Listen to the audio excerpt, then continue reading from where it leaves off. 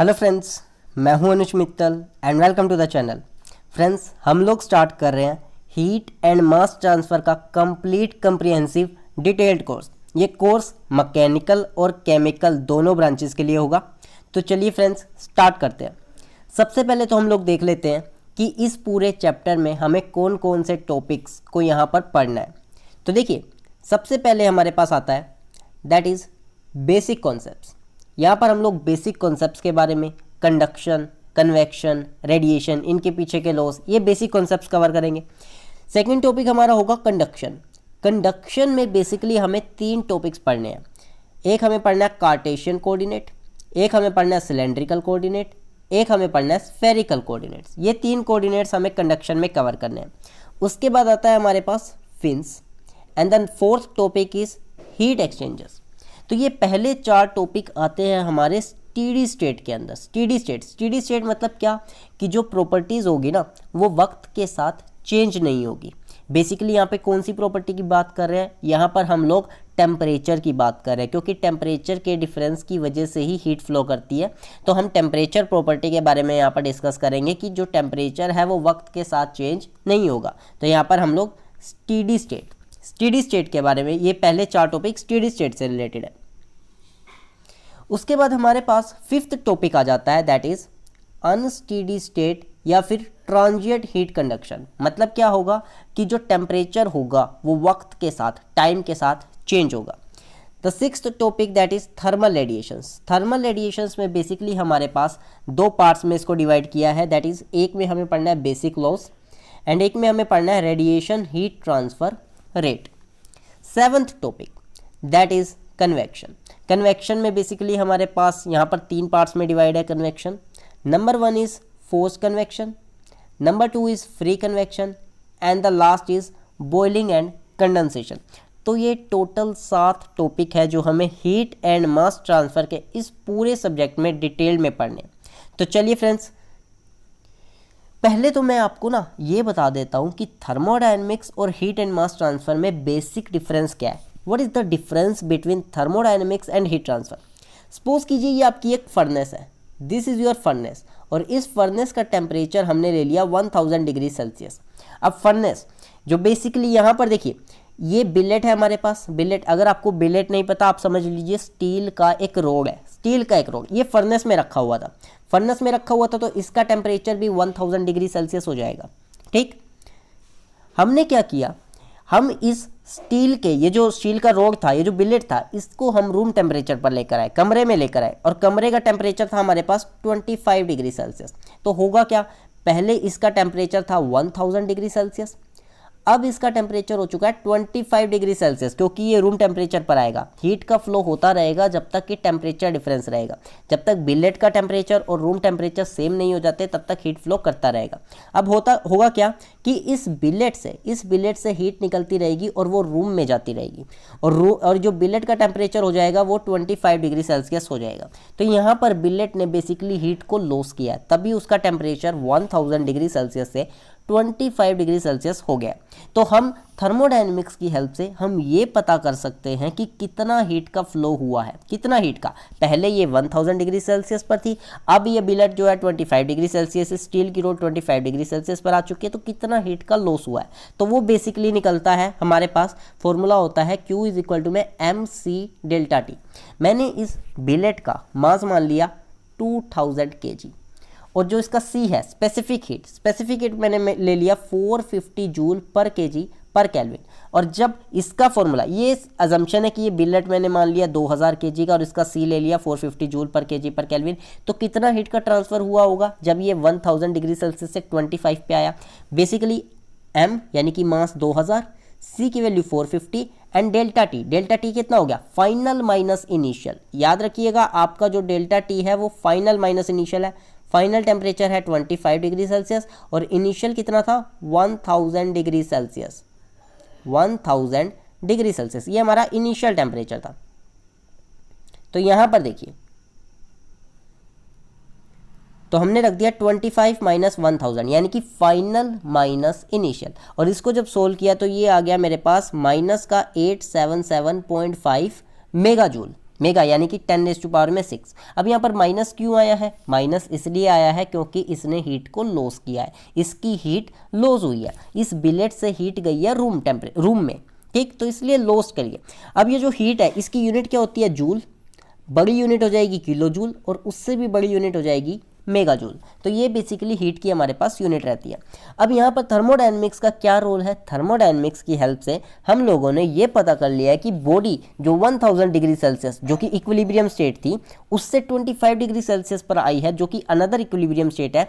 1000 से 25 पे आने पर कितना हीट का लॉस हुआ है वो हम लोग निकाल सकते हैं थर्मोडायनेमिक्स की हेल्प से। अब बात करते हैं हीट ट्रांसफर की, कि हीट ट्रांसफर हमें क्या बताता है। हीट ट्रांसफर बेसिकली हमें टाइम के बारे में बताता है। मैं ये कहता हूँ कि 1000 डिग्री सेल्सियस की बॉडी 25 डिग्री सेल्सियस पर आई है, और मैंने कह दिया कि ये 28 आवर्स में, मैंने मान लिया कि 28 घंटे लगे हैं 1000 डिग्री सेल्सियस का ये जो बिलेट है 25 डिग्री सेल्सियस आने में इसको 28 आवर्स लग गए, इतना ठंडा होने में, कि इसका टेम्परेचर 1000 था अब 25 हो गया, इसको ठंडा होने में 28 आवर्स लग गए, ये हमने मान लिया। तो यहाँ पर बेसिकली हीट ट्रांसफर क्या बताता है? रेट के बारे में बताता है कि कितना टाइम लगेगा हीट को एक पर्टिकुलर किसी बॉडी को एक पर्टिकुलर टेम्परेचर से दूसरे पर्टिकुलर टेम्परेचर पर आने में। तो हीट ट्रांसफर ये डील करता है। हीट ट्रांसफर में हम देखते हैं कि मोड ऑफ हीट ट्रांसफर हुई कैसे है, चाहे वो कंडक्शन के थ्रू हुई हो या कन्वेक्शन के थ्रू हुई हो या रेडिएशन के थ्रू हुई हो। ये बेसिकली 3 मोड होते हैं। तो किस मोड को फॉलो किया है हीट के ट्रांसफर ने? हीट ट्रांसफर में हम वो पढ़ते हैं, और हम लोग पढ़ते हैं टेम्परेचर का डिस्ट्रीब्यूशन, कि बॉडी के अंदर टेम्परेचर किस तरह से डिस्ट्रीब्यूटेड है। हर जगह टेम्परेचर सेम है। इस बिलेट का, यहाँ पर देखिए, इस बिलेट का टेम्परेचर 1000 डिग्री सेल्सियस था। 1000 शुरू में इसका 1000 डिग्री सेल्सियस है, तो किस तरह से वेरी कर रहा है कि किसी हिस्से में, अगर मैं बात करूं, ये मेरे पास, ये अगर मैं एक बिलेट ले लेता हूं, तो इस हिस्से में टेम्परेचर किस तरह से डिस्ट्रीब्यूटेड है, जिस तरह जब ये ठंडा होगा, यहाँ पर इसका टेम्परेचर 1000 डिग्री सेल्सियस है, 1000 डिग्री सेल्सियस है। क्या यहाँ पर भी 1000? क्योंकि यहाँ से हीट फ्लो होनी शुरू हो गई होगी, तो यहाँ से टेम्परेचर गिरना शुरू हो गया, तो यहाँ पर मैं मान लीजिए 975 डिग्री सेल्सियस। तो कितना टेम्परेचर है, टेम्परेचर किस तरह से वेरी कर रहा है, तो वो सब हमें निकालना होगा। हम लोग ये सब पढ़ते हैं। तो यहाँ पर देखिए, जो भी मैंने आपको एग्जाम्पल के थ्रू बताया उसको यहाँ पर हम कंक्लूजन पॉइंट से पढ़ते हैं। Whenever two systems at different temperatures are brought into contact, heat transfer takes place। जब भी दो सिस्टम जो कि अलग अलग टेम्परेचर पर होंगे, आप उनको कॉन्टैक्ट में लेकर आओगे ना, हीट ट्रांसफर होगी। Whenever two systems at different temperatures there is a transfer of heat। When brought come into contact there is a transfer of heat। Heat flow करना शुरू कर देगी हायर टेम्परेचर से लो टेम्परेचर। थर्मोडायनेमिक्स का subject क्या deal करता है? Thermodynamics का सब्जेक्ट डील करता है amount of heat transfer from one equilibrium state to another equilibrium state. Thermodynamics का सब्जेक्ट ये डील करेगा कि कितना हीट का ट्रांसफर हुआ है एक इक्विलिब्रियम स्टेट से दूसरी इक्विलिब्रियम स्टेट आने में। इक्विलिब्रियम स्टेट के बारे में बात करता है थर्मोडायनेमिक्स, ध्यान रखिएगा। तो यहाँ पर हमारे पास ये 1000 डिग्री सेल्सियस, ये जो 1000 डिग्री सेल्सियस था ये एक इक्विलिब्रियम स्टेट थी, और इससे बॉडी कितने पर आ गई? 25 डिग्री सेल्सियस पर आ गई। ये दूसरी इक्विलिब्रियम स्टेट है। तो थर्मोडायनेमिक्स इक्विलिब्रियम स्टेट के बारे में बात करता है, ध्यान रखिएगा। अब जो यूनिट हम यूज़ करते हैं, unit of heat transfer use in thermodynamics are joule और किलो जूल। जो यूनिट यूज़ होगी थर्मोडायनेमिक्स में हीट की, वो या तो जूल होगी, या तो हम जूल यूज़ करेंगे, या फिर हम लोग यूज़ करेंगे किलो जूल, जो कि बड़ी यूनिट है, यानी 10⁻³ से मल्टीप्लाइड होगा। हीट ट्रांसफर का सब्जेक्ट क्या डील करता है? हीट ट्रांसफर का subject deals with rate of heat transfer और हीट फ्लो रेट। किस रेट से हीट ट्रांसफर हुई है, या फिर हीट फ्लो रेट कैसा, हीट किस रेट से फ्लो कर रही थी, टाइम की बेसिकली बात हो रही है यहाँ पर। टेम्परेचर, दूसरा हमें क्या पढ़ना है? Temperature after certain length of time before the equilibrium is achieved. कितना टेम्परेचर होगा एक पर्टिकुलर लेंथ ऑफ टाइम के बाद, इक्विलिब्रियम आने से पहले। जैसे एग्जांपल की मैं बात करूं, अभी हमने लिया था एक बिलेट लिया था, इसका मेरे पास टेम्परेचर कितना था? इसका टेम्परेचर था मेरे पास 1000 डिग्री सेल्सियस। 1000 डिग्री सेल्सियस ये एक इक्विलिब्रियम स्टेट में था, और इसको लेके गए हम लोग 25 डिग्री सेल्सियस पर, ये दूसरी इक्विलिब्रियम स्टेट है। इन दोनों के बीच में पर्टिकुलर टाइम के बाद इसको 28 आवर्स लगे। कितने आवर लगे? 28 आवर्स। 1000 डिग्री सेल्सियस से 25 डिग्री सेल्सियस आने में 28 घंटे लग गए। मैं कहता हूँ 20 घंटे के बाद जब हमने शुरू किया फिनोमिना, 20 आवर्स के बाद टेम्परेचर कितना था? 1000 और 25 के बीच में ही होगा, क्योंकि 28 आवर्स में तो 25 हो रहा है, तो अप्रोक्स मान लीजिए होगा टेम्परेचर कुछ 100 डिग्री सेल्सियस या फिर 60 डिग्री सेल्सियस। तो एक पर्टिकुलर 20 घंटे के बाद टाइम कितना है, 20 घंटे के बाद टेम्परेचर कितना है, 15 घंटे के बाद टेम्परेचर कितना है, तो ये सब हम लोग हीट ट्रांसफर से निकाल सकते हैं इक्विलिब्रियम आने से पहले। थर्मोडायनेमिक्स में सिर्फ इक्विलिब्रियम की बात होती है। Heat and mass transfer basically बात करता है किसी भी पर्टिकुलर टाइम के बाद, एक पर्टिकुलर लेंथ ऑफ टाइम के बाद कितना टेम्परेचर है, चाहे वो इक्विलिब्रियम में हो चाहे ना हो।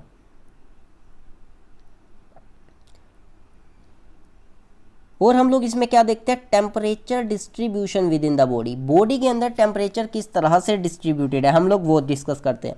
हम लोग देखते हैं mode of heat transfer. Mode of heat transfer conduction लग रहा है, कन्वेक्शन लग रहा है, थर्मल रेडिएशन लग रहा है। कौन सा मोड हुआ है? कंडक्शन हुआ है, कन्वेक्शन हुआ है, रेडिएशन हुआ है। इन मोड्स के बारे में हम लोग बात करते हैं। अब यहाँ पर यूनिट देख लेते हैं। Unit of heat flow rate used in heat transfer subject are watt और किलोवॉट। जो यूनिट हम लोग यूज़ करते हैं ना हीट फ्लो रेट में, यानी कि हीट एंड मास ट्रांसफर में, वो हमारे पास होगी या तो वोट में या फिर किलोवॉट में। थर्मोडायनेमिक्स के लिए हम लोग क्यू को यूज़ कर रहे हैं, ध्यान रखिएगा क्यू सिंबल यूज़ हो रहा है। क्यू सिंबल यानी कि ये जूल और किलो जूल को रिप्रेजेंट कर रहा है। Heat and mass transfer, heat transfer जो हम सब्जेक्ट पढ़ रहे हैं, इसमें क्यू डॉट से हम लोग दिखाएंगे इसको, रिप्रेजेंटेशन क्यू डॉट से, और इसकी यूनिट हो जाएगी वोट और किलोवॉट। वोट और किलोवॉट, क्योंकि यहाँ पर टाइम फैक्टर आ चुका है। यहाँ पर देखिए क्यू क्या है हमारे पास? क्यू है हमारे पास जूल में, और क्यू डॉट क्या होगा? जूल पर सेकेंड, क्योंकि टाइम की बात हो रही है। तो ये बेसिकली हमारे पास जूल पर सेकेंड क्या बन जाएगा? वोट बन जाएगा।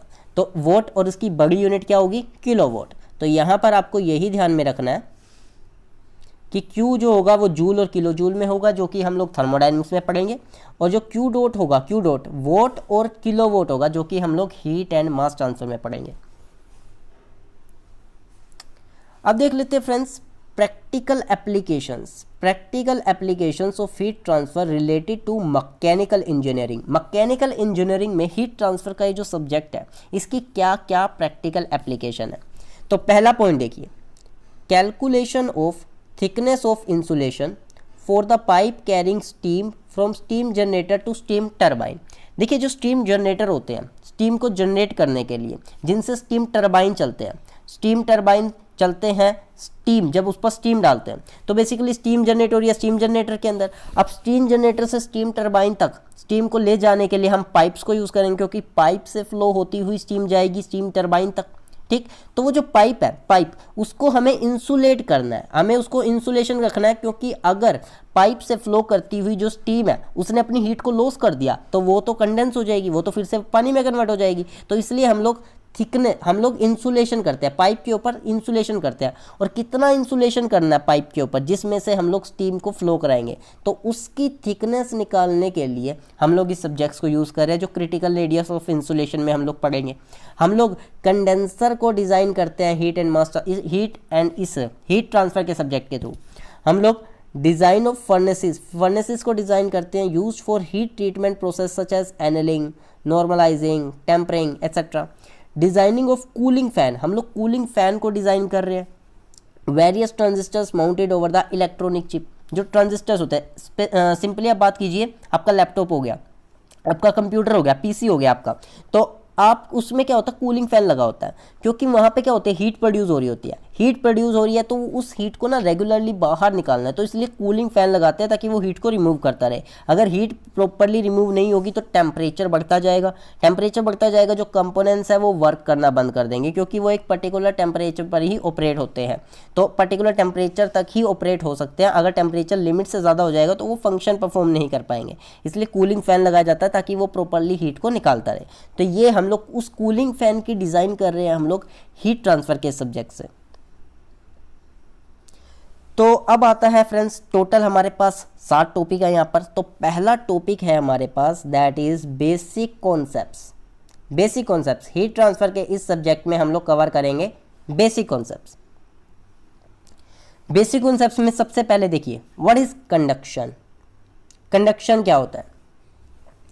Conduction is basically the mode of heat transfer which is associated with diffusion of energy due to molecular activity. ध्यान रखिएगा, कंडक्शन बेसिकली हीट ट्रांसफर का एक मोड होता है जो किससे एसोसिएटेड है, जो एसोसिएटेड है, जो किससे मैच करता है, जो किससे मिलता है, डिफ्यूजन ऑफ एनर्जी से। किसके साथ उसका रिलेशन है, डिफ्यूजन ऑफ एनर्जी। डिफ्यूजन का मतलब क्या, हाई से लो की तरफ मूवमेंट, हाई से लो की तरफ मूवमेंट। यहाँ पर किसका मूवमेंट हो रहा है, हीट का फ्लो, हीट का मूवमेंट हो रहा है। हीट हाई टेम्परेचर से लो टेम्परेचर की तरफ जा रही है, और किसके थ्रू जा रही है, मोलेकुलर एक्टिविटी के थ्रू, एटॉमिक लेवल पे हो रहा है, एटॉमिक लेवल पे इलेक्ट्रॉन्स के थ्रू जो हीट है वो ट्रांसफर हो रही है। बेसिकली कंडक्शन हो रहा है। कंडक्शन बेसिकली होता क्या है, देखिए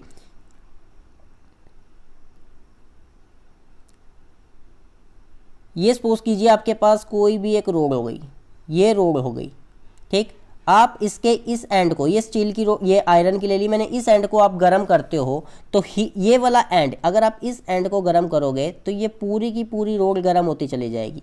ये हमारे पास पूरी रोड हमारे पास गर्म होती चली जाएगी। क्यों, क्या होगा, क्योंकि जो रोड बनी हुई है ना, ये एटम से बनी हुई है, एटम, छोटे छोटे एटम से बनी हुई है। और ये एटम को जब हीट मिलेगी, यहाँ पर देखिए, इस एटम को जब हीट मिलेगी, जब आप इस एटम को जब आप हीट दोगे तो ये साथ वाले एटम में हीट को ट्रांसफर कर देगा, टकराएगा, कोलिजन की वजह से आप अपनी हीट को साथ वाले एटम में ट्रांसफर कर देगा, ये आगे ट्रांसफर करेगा, और ऐसे होते होते जो हीट है वो पूरे के पूरे ये जो आयरन की रोड है, इस पूरे के पूरे रोड को गर्म कर, पूरा रोड गर्म हो जाएगा। तो ये बेसिकली कंडक्शन होता है, और ये एटॉमिक लेवल पे हो रहा है। यहाँ पर देखिए एटम ने मूव करना शुरू नहीं किया, एटम मूव नहीं कर रहे हैं, यहाँ पर एटम अपनी पोजिशन पर है।